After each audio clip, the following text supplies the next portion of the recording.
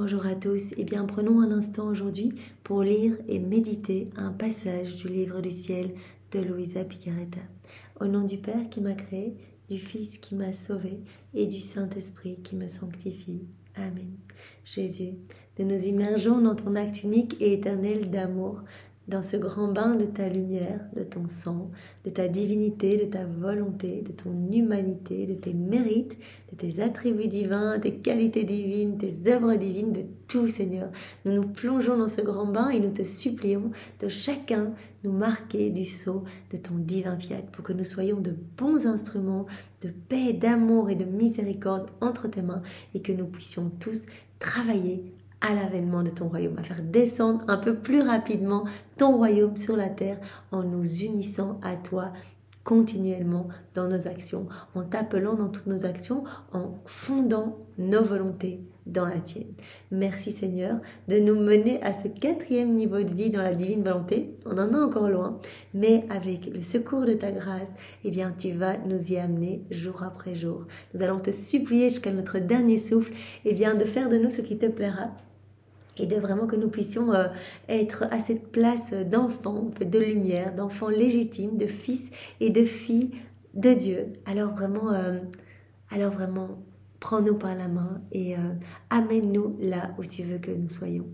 Merci Jésus de maintenant disposer nos cœurs, de disposer nos intelligences pour que nous puissions accueillir ce nouvel enseignement et que nous puissions le mettre en pratique, que nous puissions comprendre, totalement immergés dans ton amour et dans ta volonté, comprendre tous ces mots bénis qui sont vraiment les tiens. Tu as dit chaque enseignement est une partie de moi, donc chaque enseignement est terriblement important, c'est une vie divine, une source de béatitude.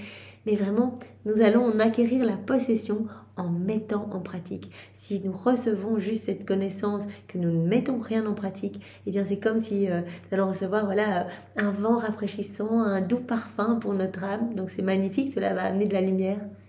Mais si nous voulons vraiment posséder cette connaissance et la garder comme lumière dans notre cœur, nous devons mettre en pratique ce que Jésus nous demande. Alors Seigneur, aide-nous le matin à nous souvenir de faire notre acte préalable tout au long de la journée. Voilà, tu l'as dit, tout est grâce, tout vient de toi. Alors aide-nous vraiment à t'appeler à chaque instant pour que nos vies portent de beaux fruits pour ta gloire. Merci Jésus pour tout ce que tu nous donnes. Merci pour ton amour sans borne, pour ta miséricorde infinie pour chacun de nous. Tu nous attends après chacune de nos chutes et tu nous prends dans tes bras d'amour et vraiment tu nous laves de nos fautes. On a beau t'amener les péchés les plus laids, eh bien tu les prends et tu les sanctifies pour autant qu'on ait foi en toi. Eh bien tu nous rends beaux, tu nous fais grandir dans cette ressemblance avec toi et tu nous rends saints en fait.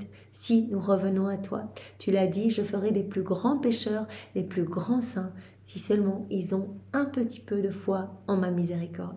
Aussi Seigneur, nous allons prendre ce petit moment pour t'offrir de la réparation au nom de tous ceux qui n'ont pas foi en ton pardon, qui n'ont pas foi en ta miséricorde, tous les nouveaux Judas qui préfèrent se perdre plutôt que venir se repentir à tes pieds. Fais leur miséricorde, Seigneur. Vraiment, nous entendons te donner l'amour, la gloire, l'honneur, les adorations que ces âmes auraient dû te donner, que tous les hommes auraient dû te donner et qui ne t'ont pas donné. Nous voulons apporter un petit baume consolateur à ton cœur. Nous voulons te prendre dans nos bras et t'embrasser avec ta volonté à toi. Et nous voulons, que tous tes enfants soient sauvés. Alors utilise-nous pour que cela soit ainsi. Jésus, parle maintenant à travers ma bouche, envoie sur chacun de nous ton Esprit Saint, que ce moment fait en union avec toi puisse avoir des retombées dans tous les cœurs.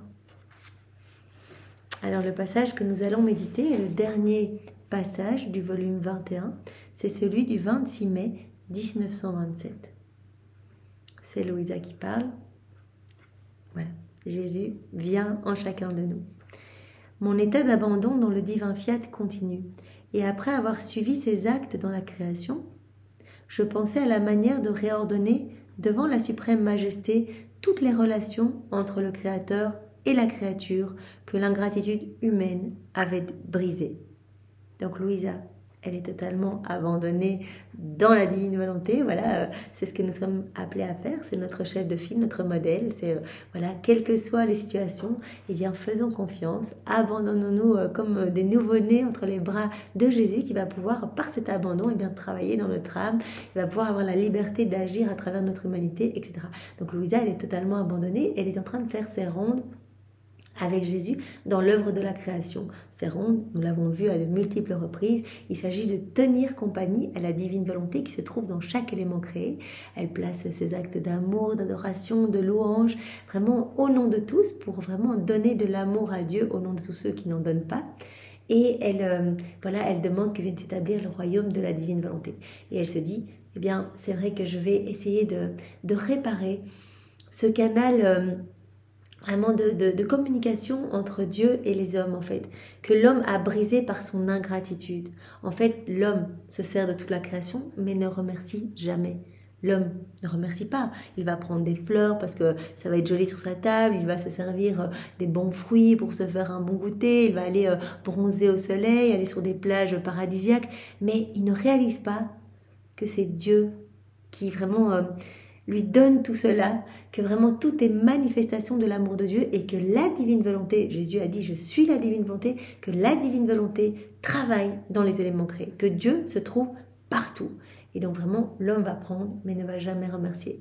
Et donc Louisa, elle se dit, en fait, je voudrais vraiment rétablir toutes les relations d'amour entre les hommes et Dieu, remercier au nom de tous, vraiment avec les remerciements même de Jésus, avec sa volonté même.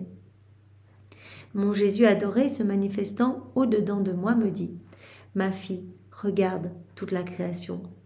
Le ciel, les étoiles innombrables, le soleil, le vent, la mer, les champs de fleurs, les montagnes et les vallées sont tous des chambres que j'ai formées. Et en chacune d'elles se trouve un palais royal où je demeure. Voilà, donc cela fait écho à ce que nous venons de dire. Chaque élément créé est comme un petit voile qui cache la divine volonté qui est en train de travailler, qui cache cette reine souveraine qui est en train de travailler. Et donc Jésus dit, en fait, il prend un autre exemple. Chaque élément créé, c'est comme une petite chambre. Les portes sont toujours ouvertes pour que les hommes puissent rentrer. Et à l'intérieur de cette petite chambre, il y a mon palais. Et je me trouve dans ce palais. Donc je suis dans chaque élément créé. J'ai fait cela pour que l'homme puisse facilement trouver son Dieu, immédiatement et partout. C'était le cas au départ, donc, puisque toute la création a été faite pour l'homme, pour que l'homme puisse s'émerveiller vraiment de l'amour divin et y répondre, être dans cette réciprocité d'amour, eh bien c'était le cas. Adam voyait s'émerveiller de tout et répondait à cet amour.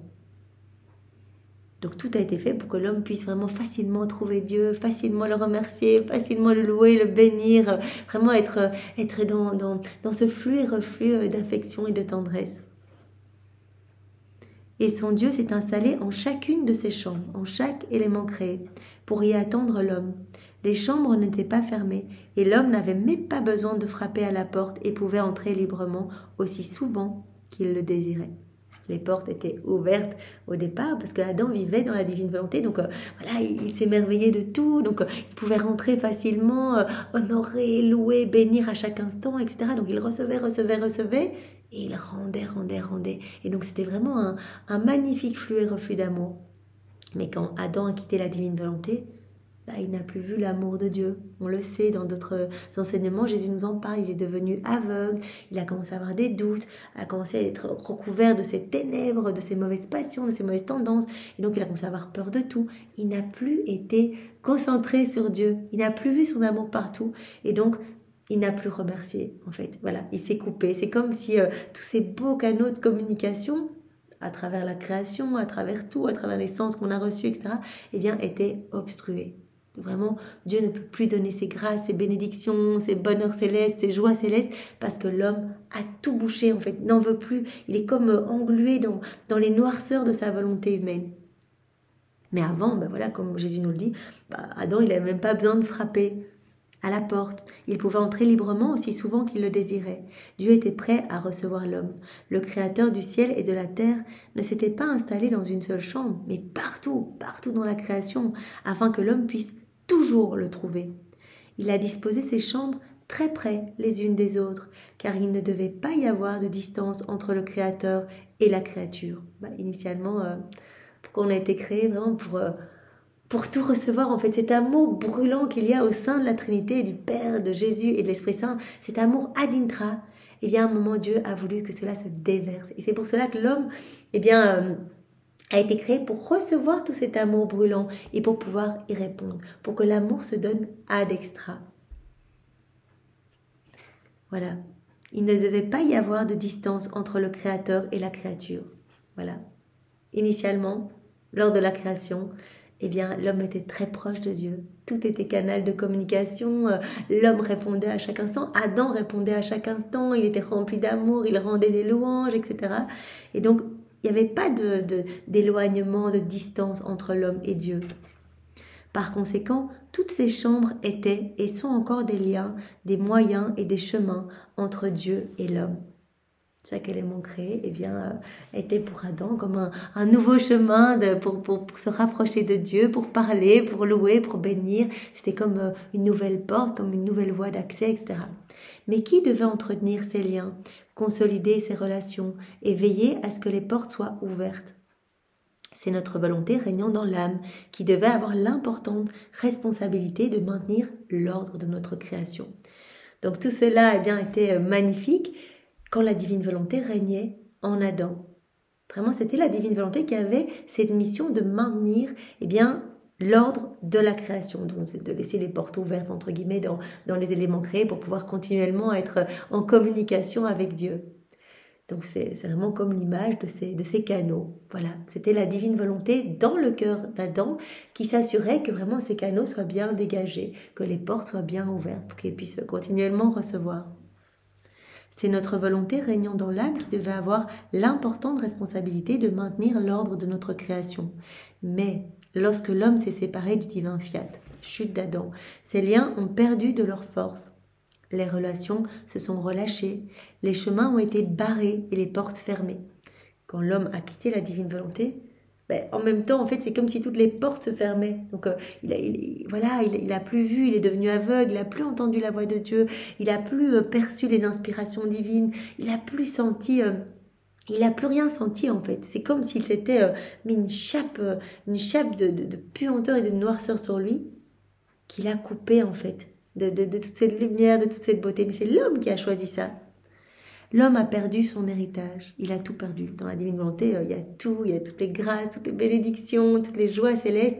Il était continuellement alimenté par toutes ces merveilles. Il en recevait partout à travers la création, il était le chef-d'œuvre de la création. Quand il a quitté la divine volonté, il a tout perdu. Il a perdu tout cet héritage. Il a été dépouillé de tous ses biens. Et ses pas ne rencontraient que des pièges pour le faire chuter. Il était dans la noirceur, donc il chutait continuellement. Et ne faisant pas ma volonté, l'homme perdait tout et il ne lui restait rien de bon. En faisant ma volonté, il acquiert tout et il n'est aucun bien qui ne lui soit pas rendu. Quand on fait la volonté de Dieu, qu'on laisse la divine volonté agir et opérer à travers notre humanité, eh bien Jésus dit, je donne tout en fait, je m'installe dans votre cœur, moi, je m'installe avec mon Père, l'Esprit Saint, avec mon royaume, je m'installe avec mes œuvres, je m'installe avec tout, je vous donne tout, mes attributs, mes qualités, je vais vous transformer parce que vraiment vos mauvaises passions, vos mauvais comportements, vos mauvaises tendances, tout cela va perdre vraiment, tout va être nettoyé en fait. Les mauvaises tendances vont vraiment s'affaiblir au contact de tellement de lumière. Les mauvaises passions vont disparaître au contact de toute cette pureté, de la présence même de Dieu en nous. Que n'a pas fait dans la création la bonté paternelle du Créateur pour l'amour de l'homme? Non seulement lui a-t-il fait de nombreuses chambres, mais il les a faites différentes les unes des autres, afin d'être trouvées de bien des façons différentes par celui qui l'aimait. Non, vraiment, Jésus dit, on n'a pas lésiné, quoi. La Trinité, on a essayé de faire une diversité dans la création pour que l'homme puisse se réjouir et vraiment revenir à nous de multiples façons, en fait. Voilà, par nos sensibilités différentes, que ce soit à travers les parfums, à travers la beauté des paysages, à travers la variété des fruits, des plantes, etc. Eh bien, voilà, Dieu dit, on a voulu vraiment noyer l'homme de notre amour, puisque tout est manifestation de notre amour. Dans le soleil, le Créateur se laissait trouver revêtu de lumière, toute majesté, brûlant d'amour, attendant de donner à l'homme sa lumière pour qu'il puisse le comprendre, de donner à l'homme son amour pour qu'il puisse trouver son Dieu en entrant dans cette chambre et devenir lumière et amour. Donc voilà, Jésus dit que ce soit dans le soleil, l'homme pouvait recevoir notre lumière, en fait, pouvait devenir lumière. On le sait, la divine volonté, elle conserve des qualités divines dans chaque élément créé. Donc l'homme, en rentrant, en observant le soleil, pouvait devenir lumière, en fait, rencontrer vraiment la divine volonté en train de travailler dans toute la splendeur, la chaleur, etc. Alors Jésus prend d'autres exemples. Dans la mer, l'homme pouvait trouver son Dieu fort, qui lui donnait la force. Voilà, en s'émerveillant, en regardant la mer, eh bien l'homme pouvait recevoir la force de Dieu. Dans le vent, il le trouvait qui régnait et dominait pour donner à l'homme l'empire sur toute chose, sa puissance dans le vent. Bref, en toute chose créée, Dieu attendait l'homme afin de le faire participer à ses qualités, en fait, afin de tout lui donner sa lumière, sa force, sa puissance, sa pureté, sa beauté, sa légèreté, sa douceur, de tout donner. Dans chaque élément créé, aujourd'hui encore, eh bien, la divine volonté nous attend pour nous donner les qualités de Dieu. Après quoi je me disais, Jésus aime tellement sa volonté, et on dirait qu'il veut tellement qu'elle soit connue pour qu'elle puisse régner et dominer. Mais il me semble difficile que sa volonté soit connue parce que personne ne s'en préoccupe, personne ne s'y intéresse. Louisa, elle se dit, c'est vrai que c'est magnifique tous ces cadeaux de la divine volonté, c'est tellement beau, c'est tellement puissant, ça transforme tellement l'âme. Et je vois que Jésus, c'est son seul intérêt, il aime tellement, il a tellement de plaisir de me parler de la divine volonté, etc. Mais je vois bien que concrètement autour de moi, il n'y a personne qui s'y intéresse. Elle se dit, ça va vraiment être difficile pour que le royaume de la divine volonté s'établisse sur la terre. Donc Louisa, elle a cette mission de former le royaume avec Jésus, mais elle se dit, mais comment est-ce que cela va se propager? Je remarque que personne ne s'en préoccupe, personne ne s'y intéresse. C'est seulement Jésus qui s'y intéresse, mais pas les créatures. Alors si les créatures ne rendent pas gloire à Dieu, et si la plénitude des biens ne leur est pas donnée, comment ce règne du fiat éternel peut-il être connu? Je pensais à cela lorsque mon doux Jésus se manifesta au-dedans de moi et me dit « Ma fille, ce qui te paraît difficile n'est pas difficile pour Dieu. » Et toi, tu raisonnes avec un esprit humain, c'est vrai, comment tout cela va partir de l'Italie, de la petite maison de Louisa, comment cela va pouvoir toucher tous les hommes partout et que le règne de la divine volonté puisse s'établir sur la terre. Jésus dit, pour toi, difficile, pour Dieu, c'est super facile. Pour nous, c'est vraiment, il n'y a rien de plus facile. Tout comme dans la rédemption, toutes les difficultés et les perfidies humaines n'ont pu faire obstacle au cours de notre amour, et moins encore à accomplir la décision de notre volonté de venir racheter la génération humaine. Quand une décision est prise par Dieu, c'est d'autorité divine, et cela se passera. Comme pour la rédemption, ce n'est pas tous les obstacles que Jésus a reçus, son chemin, les perfidies, les méchancetés, etc., humaines, qui ont empêché l'œuvre de la rédemption de se produire. Lorsque la divinité décide d'accomplir un acte, de réaliser une œuvre, quelles que puissent être les circonstances, les raisons ou les obstacles, elle triomphe de tout. On a décidé, puisque c'est quelque chose qu'on a décidé au moment de la création, que le règne de la divine volonté s'établirait sur la terre, comme c'est le cas dans le ciel, et donc cela se passera. Peu importe le temps que cela va prendre, cela va arriver. Là, on le sait, ça fait déjà 6000 ans que la divine volonté, elle attend de pouvoir revenir dans les cœurs. Donc Louisa est la première qui a accueilli la divine volonté après la Vierge Marie, bien sûr, mais elle fait maillon unique avec Jésus. Et donc, cela prend du temps, effectivement, mais c'est le plan de Dieu, donc cela arrivera. Donc il mettra tout en œuvre, il secouera les cœurs, il touchera des familles, il touchera des âmes, il touchera des prêtres, etc., pour que cela soit connu. Mais il dit, fais-moi confiance, si on l'a décidé, cela se produira. Voilà. Peu importe les circonstances, les raisons ou les obstacles, quand on a décidé quelque chose, notre volonté triomphe de tout, l'emporte sur tout et fait ce qui a été établi. Le point culminant et le plus important pour Dieu est d'établir ce qu'il veut faire. Ayant fait cela, il a tout fait.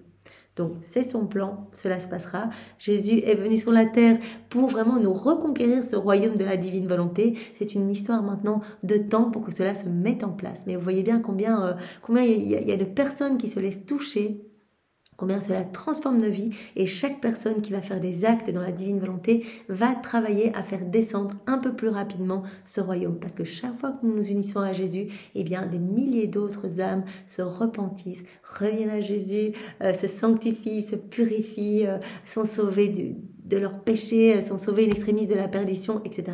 Et donc cela fait des effets en cascade. À chaque fois que l'on fait des actes, des petits actes, on peut en faire des milliers par jour, faire la vaisselle, marcher, penser, parler, méditer, lire, etc. dans la divine volonté, eh bien à chaque fois, ce sont des âmes qui reviennent à Jésus, qui sont touchées, qui reçoivent de nouvelles grâces, d'autres qui découvrent les écrits du ciel, et donc cela va faire d'autres âmes qui vont mettre en pratique, etc. Donc vraiment, Jésus dit, fais-moi confiance. Par conséquent, s'il a été établi en nous que notre volonté doit être connue et que son royaume doit venir sur la terre, la chose est déjà faite. Ça a été établi au moment de la création, c'est déjà fait. La rédemption a été accomplie parce que nous l'avions établie, et ce sera la même chose pour notre volonté. De plus, dans la création, ce royaume est sorti de notre divinité. L'ordre y était total, car notre volonté régnait et dominait. Au moment de la création, la divine volonté, elle était pleinement opérante, agissante, elle était pleinement souveraine, il y avait ce royaume, il était là. Donc il était là, l'ordre y était total, car la divine volonté régnait totalement et parfaitement. À la chute de l'homme, ce royaume n'a pas été détruit, il est toujours là, il est intact et existe encore maintenant, mais il reste suspendu pour l'homme. C'est-à-dire qu'il reste, voilà, il a fallu tout ce temps pour que vraiment Jésus vienne sur la terre, reconquérir ce royaume que l'homme avait perdu pour nous le redonner, le reformer avec Louisa et vraiment demander à chacun de nous des mises en pratique vraiment pour que nous puissions faire descendre ce royaume sur la terre. Donc c'est ce que Jésus nous dit. Ce royaume n'a pas été détruit à la chute d'Adam, il est resté intact. Il existe encore maintenant, mais il reste suspendu pour l'homme. Dans la rédemption, j'ai tout rétabli. J'ai tout fait pour que l'homme soit racheté. Et j'ai tout fait également pour effacer cette suspension, afin que la créature puisse entrer dans le royaume du divin fiat.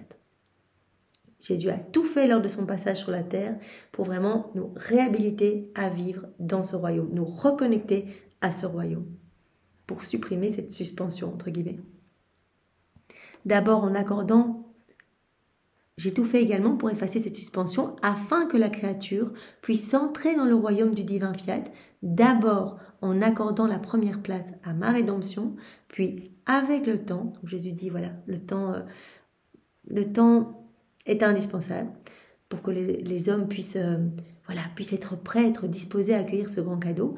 Donc d'abord en accueillant donc, tous les fruits de ma rédemption, puis avec le temps en accueillant ma divine volonté. Il est difficile de construire un royaume, de réaliser une œuvre, mais une fois la chose faite, ça a été fait au moment de la création, il est facile de la faire connaître. Et ce n'est pas la puissance qui manque à ton Jésus. Je peux omettre de faire ou de ne pas faire quelque chose, mais je ne peux jamais manquer de puissance. Je disposerai les choses, je disposerai les circonstances, les créatures et les événements qui rendront facile la connaissance de ma volonté. Alors c'est intéressant, chacun pour nous, dans notre tête, de me dire, mais voilà, en fait, comment j'ai été touchée, comment j'ai découvert la divine volonté. Voilà, le Seigneur met en place les circonstances, les personnes qui vont nous parler de ça, qui vont peut-être revenir plusieurs fois avant qu'on y adhère, etc., pour toucher les cœurs. Mais c'est lui qui est aux commandes de tout. Et il le dit, de toute façon, toutes les grâces qui sont données, les charismes, les personnes qui se plongent dans les écrits du ciel, etc., proviennent des actes faits dans la divine volonté, y compris les miracles, y compris les guérisons, y compris les saintetés des saints du passé, etc. Il n'y a rien qui n'est octroyé sans des actes faits dans la divine volonté. Donc, c'est-à-dire que tout est octroyé par le biais, par le truchement de ces âmes vivant dans la divine volonté. On fait un acte aujourd'hui, maintenant, en méditant ce passage tous ensemble dans la divine volonté. Et bien, puisque nous sommes unis à Jésus, il y a des choses qui s'opèrent partout. Mais cela va aussi dans le passé, cela va aussi dans le futur. Donc peut-être qu'il y a une personne au Mexique qui a reçu qui a reçu des grâces immenses de conversion, qui a changé de vie et qui, dans le passé, voilà, a acquis une sainteté. Peut-être personne ne la connaît, c'est peut-être une âme sainte dans le ciel. Voilà, tout ce que nous faisons a des répercussions. Et donc ça, c'est vraiment important et c'est magnifique. Je me sentais véritablement très triste et je pensais que mon état est difficile à supporter. J'ai l'impression de ne pas pouvoir continuer. La divine volonté est inexorable, immuable, et ce n'est pas une plaisanterie que d'avoir affaire à son fiat. On ressent tout le poids de son immuabilité, la constance, la puissance, qui demeure imperturbable et impassible devant tout. Puisque Louisa, elle est totalement dans la divine volonté, elle sent vraiment cette puissance divine en elle, son immuabilité. La divine volonté vous place toujours dans la condition de vouloir ce qu'elle veut. Elle ne peut pas prendre une autre décision que qu'est-ce que veut la divine volonté. Même des châtiments et les privations même de Jésus qui me coûtent tant. Donc elle dit, voilà, face au châtiment, c'est vrai que humainement, c'est difficile pour moi à vraiment, je souffre, mais je dois accepter parce que c'est la volonté de Dieu.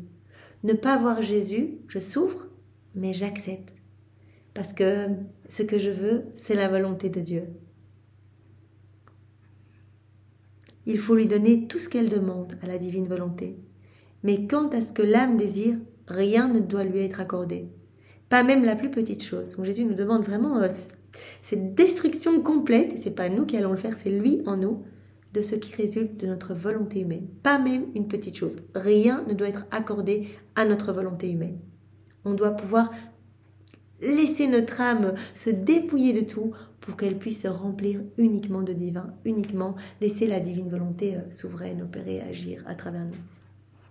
Je pensais à cela lorsque mon doux Jésus, se manifestant en moi, me dit « Ma fille, ma volonté veut être libre dans l'âme, et par conséquent, elle ne veut pas voir la moindre petite chose de ce que l'âme désire, même si cette chose est sainte. Même désirer quelque chose de pieux, de saint. On est déjà dans la volonté humaine. Et donc, on prend la place de la divine volonté. Il n'y a pas la place pour les deux. Donc, soit on est dans notre volonté humaine, la divine volonté, voilà, ça se met de côté, elle est comme étouffée. Soit on dit, je ne veux rien de ma volonté propre, c'est toi qui fais tout, tu gères tout, je prends tout comme venant de tes mains, j'accepte tout, je loue, je bénis pour tout ce qui m'arrive. Et alors là, on la laisse vraiment se déployer, la divine volonté. Ma fille, ma volonté veut être libre dans l'âme, et par conséquent, elle ne veut pas la moindre petite chose de ce que l'âme désire, même si cette chose est sainte. Elle ne veut pas voir de limite dans cette âme, elle veut étendre son empire sur toute chose, et ce que veut ma volonté, l'âme doit le vouloir également, et elle doit le faire.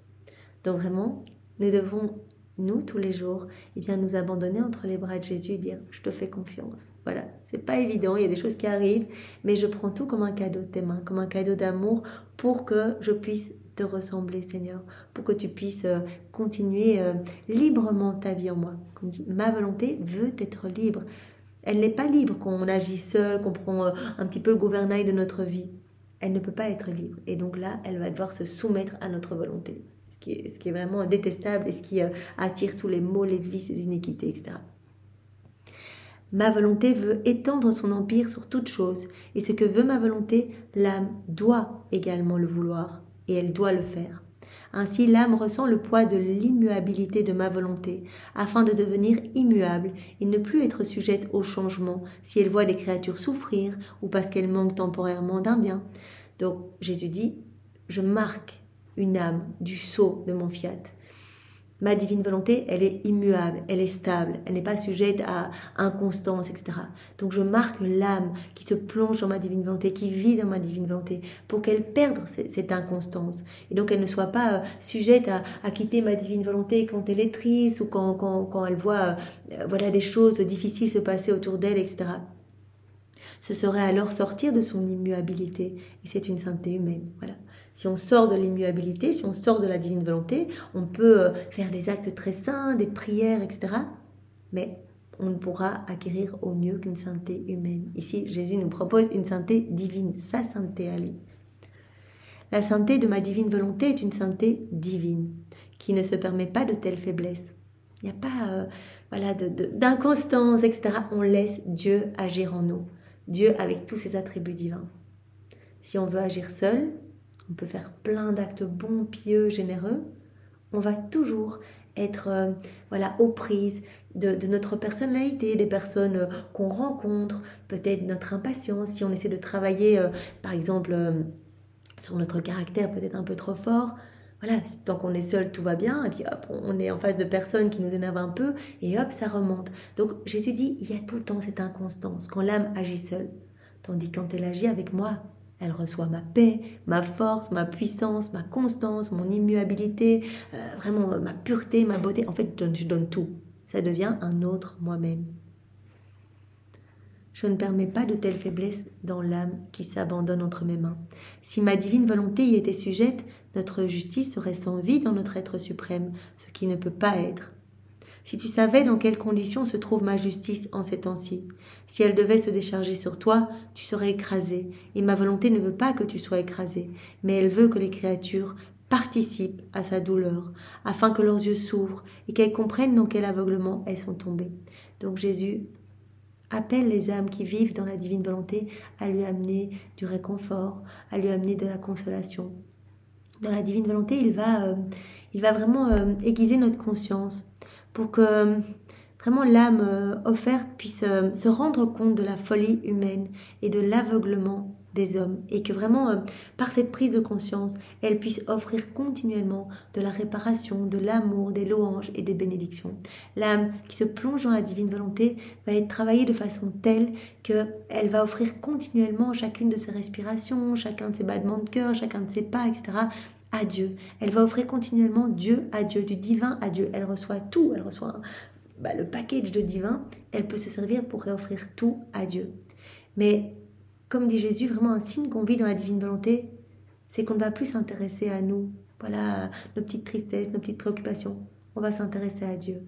Et donc le travail de la grâce va opérer pour que nos yeux s'ouvrent et qu'on puisse se rendre compte de la folie des hommes, du manque de gratitude, comme au début de ce passage, Louisa se rend vraiment compte que les hommes en fait n'en ont que faire, que les hommes ne remercient pas, tout le monde se sert, mais personne ne se rend compte que c'est Dieu qui donne tout ça pour avoir un retour d'amour. Et donc, il va travailler nos cœurs pour que vraiment nous puissions lui offrir de la réparation continuellement au nom de tous, et qu'ainsi l'équilibre entre le ciel et la terre puisse être rétabli. Toutes les grandes nations vivent chargées de lourdes dettes, et si elles ne contractaient pas les dettes, elles ne pourraient pas vivre. Et pourtant elles festoient et n'économisent sur rien. Elles préparent des guerres, ce qui occasionne d'énormes dépenses. Ne vois-tu pas toi-même dans quel aveuglement et dans quelle folie elles sont tombées ?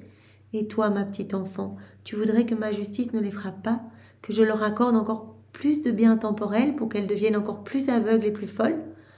Et voyant que ma volonté n'accède pas à toutes tes demandes, toi tu te plains, tu as le sentiment que ma volonté a pris toute la place en ton âme sans te laisser la liberté de faire quoi que ce soit, et tu ressens la force de la sainteté et de l'immuabilité de ma divine volonté. C'est ça, Louisa, elle se dit un peu, mais c'est la divine volonté qui prend toute la place, je peux même plus dire quelque chose, je peux même plus ressentir ce manque de Jésus. Donc même si elle est triste, eh bien il y a toujours cette force et cette constance en elle, cette puissance en elle.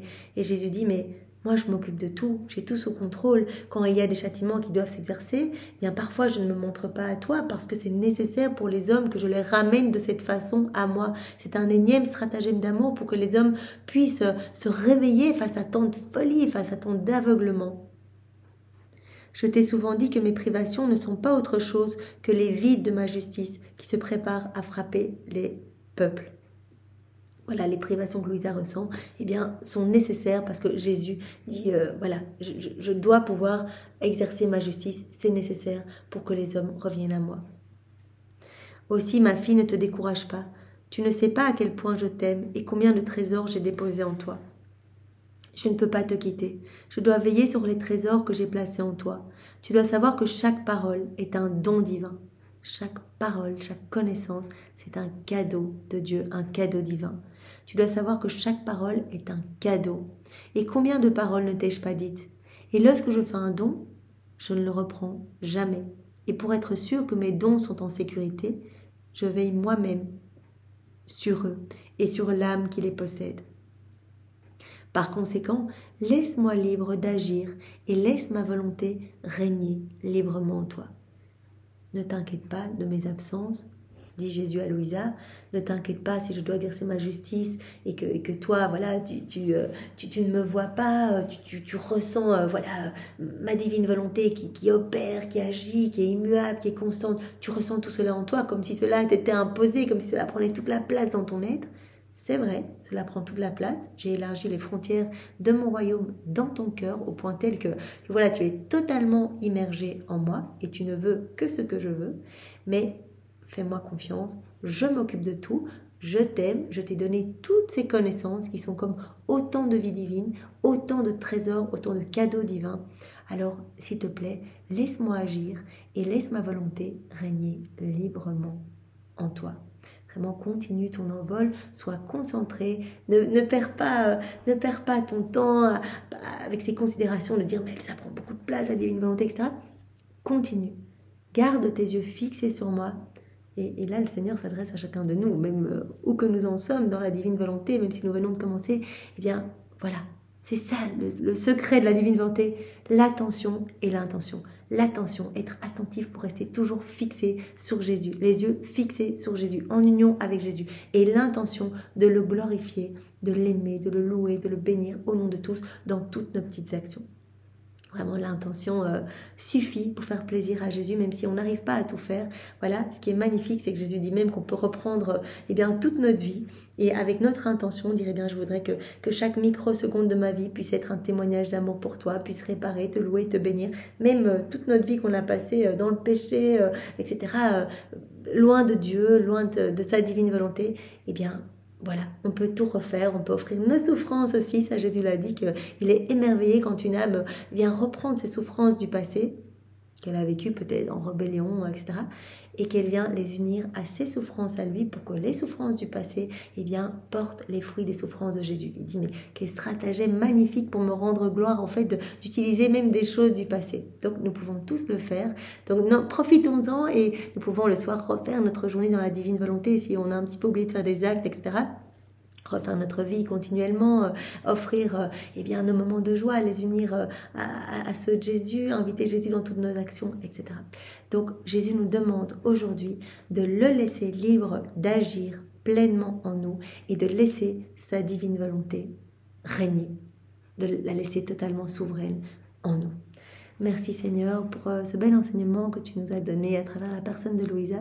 Sois loué, béni et glorifié au nom de tous dans ta divine volonté. Au nom du Père et du Fils et du Saint-Esprit. Amen. Soyez tous bénis. Au revoir.